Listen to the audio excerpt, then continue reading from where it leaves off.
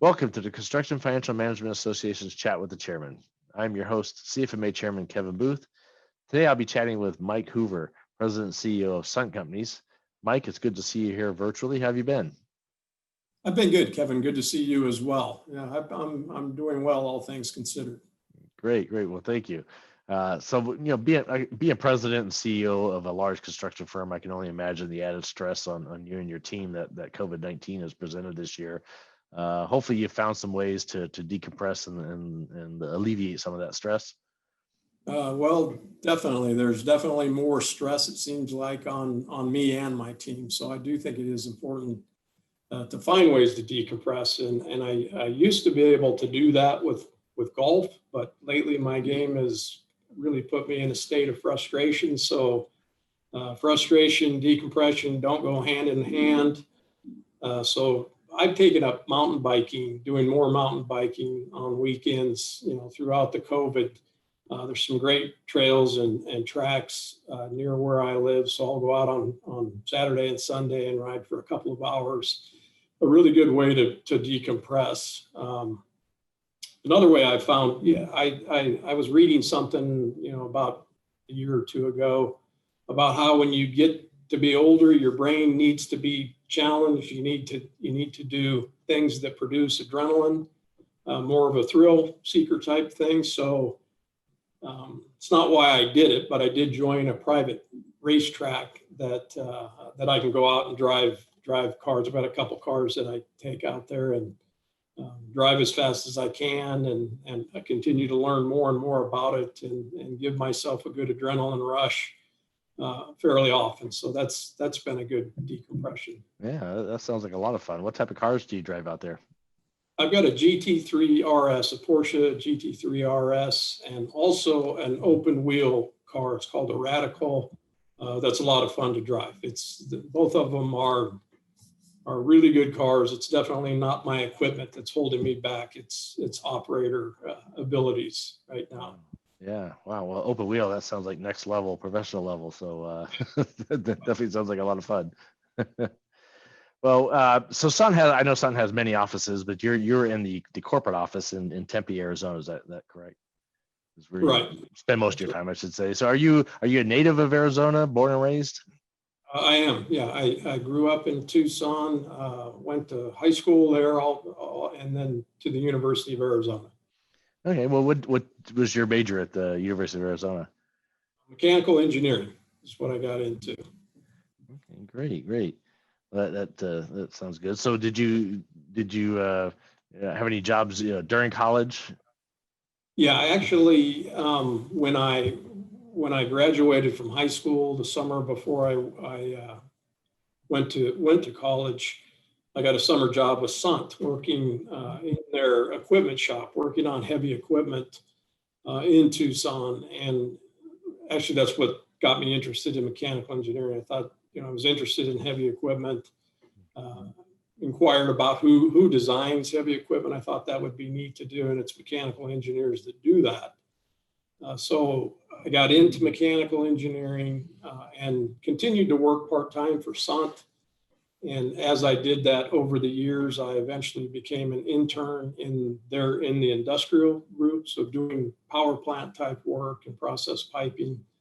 And so that's where I was using my mechanical engineering type skills with Sundt. Oh, okay, great. So have you been with Sundt since college then? Since those days? Actually, when I graduated from college, I went to work for a competitor of ours, and I worked in Texas, was in Fort Worth, Texas, the oil fields of West Texas, Los Angeles, San Jose. And then when I hit San Jose, this is over a few years, I had been doing the mechanical engineering type of work and process piping, and I wanted to learn about structures, concrete structures, and some different things. And this is where you think you're going to have kind of a linear path throughout your career, but I took a big one of these steps up, non-linear type things.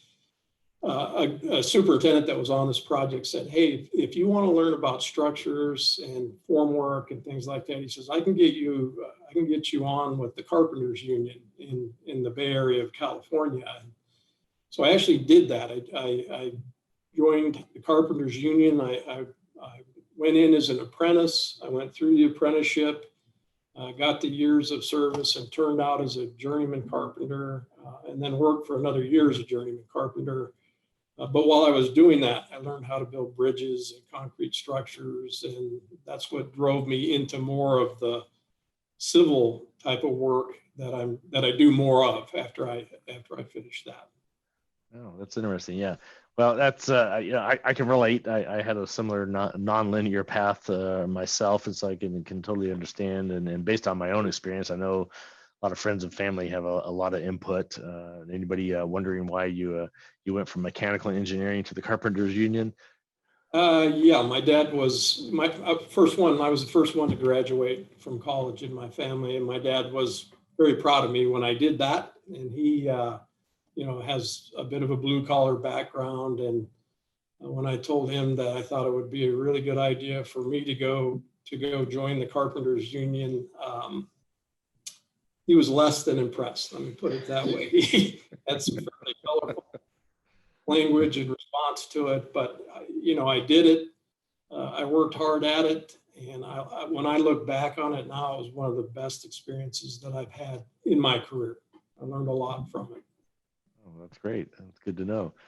So after that, how did you ultimately end up back at Sundt where you're at today?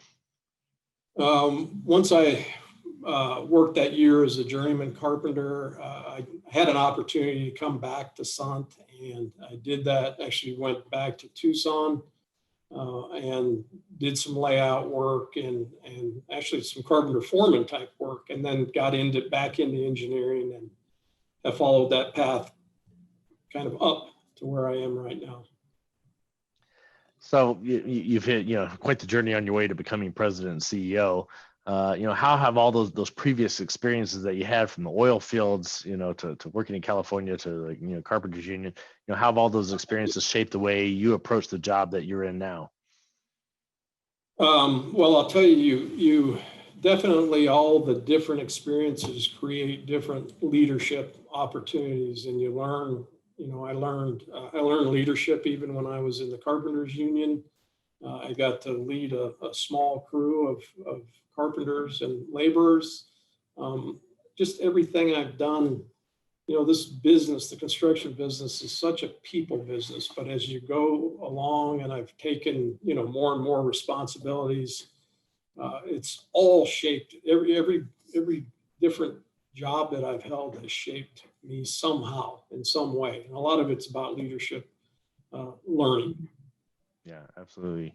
So what unique perspectives, do you have from working within the trades that help you make decisions as a CEO? I think, certainly working in the trades, I've learned what our crafts professionals go through. And I will tell you, for Sundt, our crafts people are extremely important to the success of our company. Knowing what they're going through, knowing what it's like to work out in the heat, the days that they do, the physical work that's done has been very important. It's also helped me as I've moved up, when I was doing some estimating, being able to figure out how long it takes to build and construct certain things, and how long it would take me as a carpenter to do certain types of items has helped me as I've gone along. So I look back on that as really good experience. And I learned just a lot more about construction as well. Yeah. Well, Mike, this year our theme, it's floating over my head here. Foresight is 2020, leading with clarity. And I feel like this notion of foresight is of particular importance for CEOs, to ensure that the decisions that they're making don't have unintended consequences. So what have you been doing this year to ensure that you're able to navigate the impacts of COVID-19 and to ensure that Sundt remains in a strong position? Well, I'll tell you, foresight is important and clarity is important. And both of those are definitely challenged as you go through COVID and all the uncertainty that we have in front of us right now. So, having a strategic plan is important, which we have had. And we always, throughout our strategic plan, that gets us to 2025. We always figured we'd have a recession. We never thought it would happen this fast and this steep. So what that has done is has made it very important to have some clarity, but there is so much uncertainty that it makes it very challenging to do that. But what we have done, we've taken some steps. First of all, just keeping our people safe throughout the COVID. We were deemed an essential business construction. And so we were working, we had all of our projects up and running, making sure our people that are out there building work are safe. They have sanitizer and disinfectant and masks and all the things that they need was important. And then just running the business. The economy dropped quickly. And into a recession very quickly. And when it does that, we have to react as leaders, and we have to. It's easy to say, we had a lot of backlog. We're going to ride through this recession without any problems. But the reality is that as we've been in it and we're in it longer, we're starting. We do different types of work: vertical building, industrial, and heavy civil type of work. Each one of those entities is being affected differently by the recession. So what we're starting to see is work slipping on us. And so as we burn our backlog off, work is, more competition for the work, less margins, and less of the work. So we made some decisions early on that we needed to right size, and we need to make sure that we're going into the recession, proactively as opposed to looking back reactively. Cash is king. So making sure that we're taking care of the cash that we have and keeping our cash flows going was important.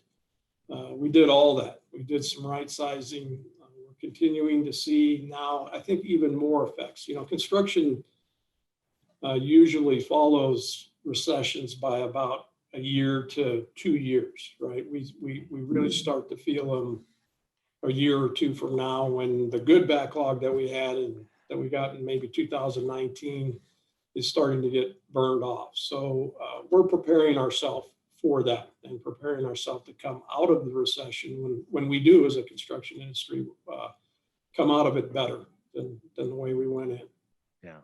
Yeah, that definitely takes a lot of discipline, but it also really embodies the notion that foresight is 2020. You got to stick with that plan, that strategic plan that you put in place for that reason. That's a great theme, leading with clarity, and doing it in 2020, because we do need it. Yes. Well, this year really emphasized that, because I'm not sure who saw this pandemic coming, but but it just goes to show that you've always got to be ready and looking forward to what's next, for sure. So Mike, as a wrap up, I'd like to ask all of our listeners or watchers here, I should say, a question that I feel is only fitting to ask them, what their path was into the construction industry. So in the comment section down below, we'd like to hear from all of you. Let us know what your path, whether it be linear or non-linear, of how you ended up where you are today. You went through school and ended up in the construction industry. Be curious to see how everyone ended up in our wonderful industry here. Mike, that wraps up our time for today. It's flown by, but I want to thank you for taking time to stop by and chat with me today. For all of us at CFMA, we really appreciate the opportunity to get to hear from and to get to know industry leaders such as yourself. Thank you for doing that. Thanks, Kevin. I appreciate it. Thanks for having me today. And for everyone else, please join me here next month when I'll be chatting with CEO and co-founder of JB Knowledge, the one and only James Benham. So until then, stay safe. We'll see you then. Take care.